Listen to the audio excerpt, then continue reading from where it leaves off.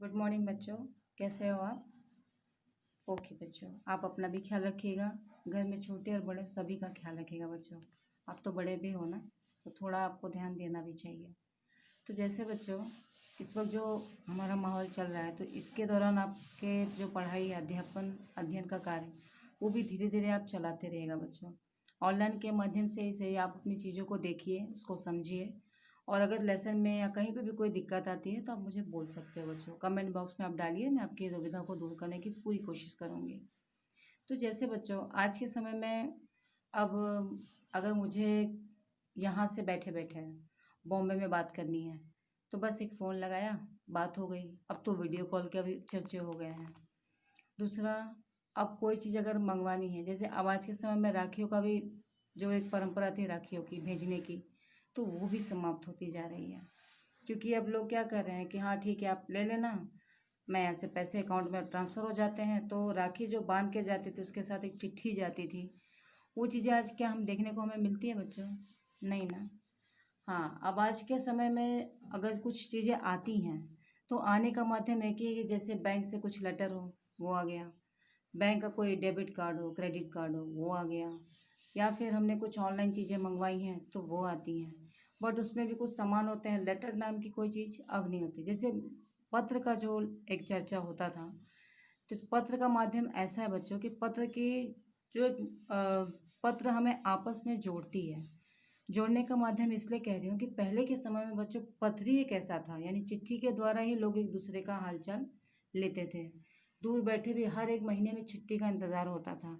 डाकिया आता तो उसको दौड़ के पूछा जाता था। डाकिया उस वक्त के लिए भगवान होता था, क्योंकि जैसे वो आता तो उनके हाथ से ही जो लोग मनी ऑर्डर भेजते थे पैसे का, तो वो उनसे से कई लोगों के घर चलते थे। ये सारी बातें होती थी। लेकिन क्या आज के समय में वो चीज़ें इतनी ज़रूरी मानी जाती हैं? आजकल तो हर एक चीज़ ऑनलाइन होती जा रही है। यहाँ तक कि अभी आप और मैं जो पढ़ाई कर रहे हैं या पढ़ रहे हैं, ये भी ऑनलाइन ही है।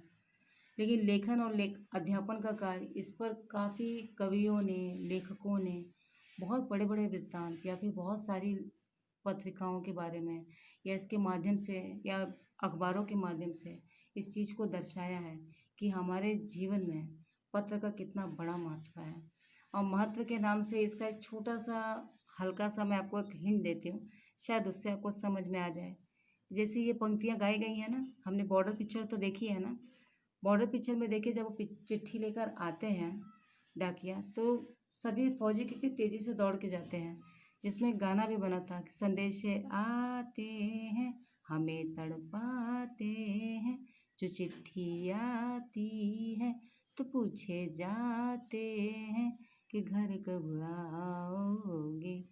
तो ये जो पंक्तियां हैं, चिट्ठी आती है और चिट्ठियों में बस एक ही वर्ड पूछा जाता है कि तुम घर कब आओगे। तो जैसे बच्चों, चिट्ठी क्या होती है? चिट्ठी को हम प्रेम से हाथों से लिखना, लिख कर अपने जितने भी मन के भाव हैं हम उसमें डालते हैं। और डालकर उसी चिट्ठी को जब जो देखता है तो उसको ऐसे सीने से लगा लेता है, या फिर उसको लेकर इतने जतन से उसको संभाल के रखा जाता है कि फिर जब जब याद आती तब तक उस चिट्ठी को हम देख सकते हैं और पढ़ सकते हैं। लेकिन आज के समय में व्हाट्सएप, एसएमएस, ये सारी चीज़ें जाती है, तो क्या इसे आप रख सकते हो क्या? कभी ना कभी तो डिलीट हो जाएगा। लेकिन चिट्ठी ऐसी चीज़ है बच्चों कि चिट्ठी को हम जितने समय तक चाहें वो रख सकते हैं। और ये आज से नहीं, ये हमारे कई शताब्दियों से चलती आ रही है। इसकी शुरुआत तो हमने जैसे 1974 में देखी गई थी। 1974 है या फिर 72 है बच्चों, जिसमें चिट्ठियों का एक बहुत बड़ा रूप देखने को मिला था। जैसे उस वक्त अंग्रेजों के खिलाफ हमारा युद्ध भी चल रहा था, तो उस दौरान भी जैसे महात्मा गांधी जी को भी काफ़ी चिट्ठियाँ ही आती थी। ये सारी बातें हम जानेंगे। लेकिन ये कब जानेंगे? आज मैंने आपको चिट्ठियों के बारे में क्यों बताया है? तो चिट्ठियों के बारे में बताने का रीज़न ये है बच्चों कि आज का जो हमारा अध्याय है 5, चिट्ठियों की अनूठी दुनिया। यानी चिट्ठियों से हम कैसे, चिट्ठियों की दुनिया हमारे लिए कितनी इम्पोर्टेंट है। और आज के समय में भी चिट्ठियाँ आज भी चलती हैं बच्चों। आज भी छोटे छोटे गाँव में या कुछ छोटे छोटे नगर कस्बों में, बस्तियों में, जो पहाड़ों टीलों पर लोग रहते हैं, वहाँ पर आज भी चिट्ठियों का ही प्रचलन है। और ये सारी चीज़ें हमारे जीवन के लिए कितनी लाभदायक है, कितनी इम्पोर्टेंट है, ये हम आज अपने इस अध्याय के बारे में जानेंगे। जिसका अध्याय का नाम है चिट्ठियों की अनूठी दुनिया। अब चिट्ठियों की अनूठी दुनिया, इसके लेखक हैं अरविंद कुमार सिंह जी।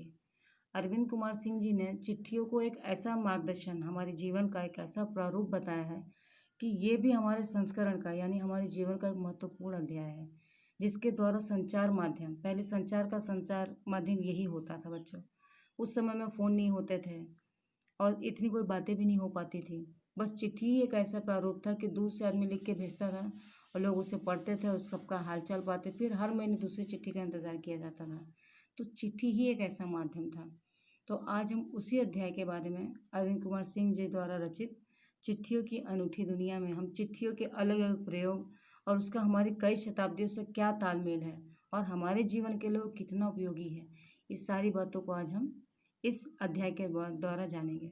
तो आइए बच्चों, देखते हैं चिट्ठियों की अनूठी दुनिया।